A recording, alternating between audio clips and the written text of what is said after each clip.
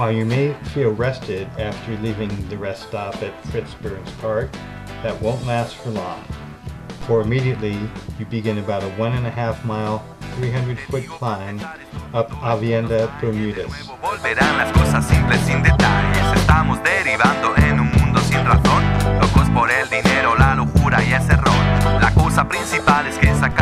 But break out the I Like Ike stickers, because at the top you make a right turn for a quick descent down Eisenhower Drive.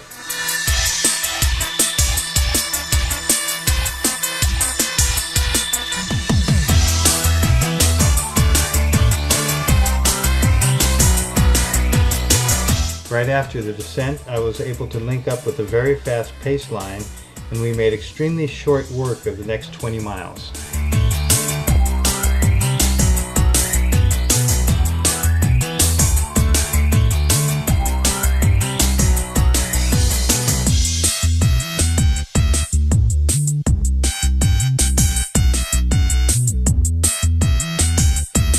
After the last rest stop at Lowe's at mile 90, I was on my own.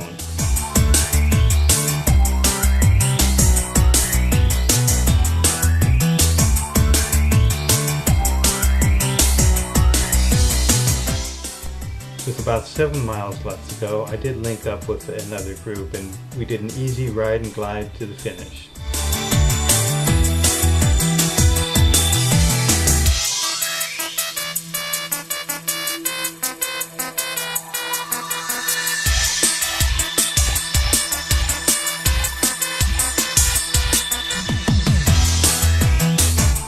I must say that the drivers in the Coachella Valley were extremely patient and courteous. All except one, that is. So a big thank you goes out to all the drivers that were inconvenienced by the ride today.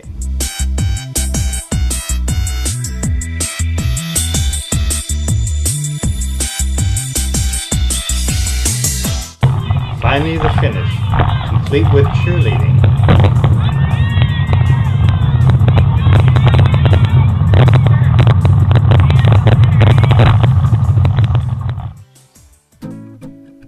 I was pretty beat at this point, so immediately just picked up my t-shirt, and despite the fact it was only 80, I immediately headed for some shade. I guess you can't take the Oregon out of the boy. So was the tour to Palm Springs worth the trip? Well, there was great weather, a great ride, and great community support, but in Oregon I wouldn't have to worry about sunscreen. There were a lot of riders with flat tires in the tour, but it seemed like the support was right on it every time. And there were extra rest stops to handle the heat and dehydration issues.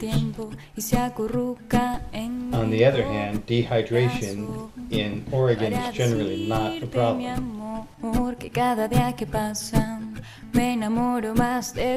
I did have sunscreen and sunglasses issues in the tour of Palm Springs.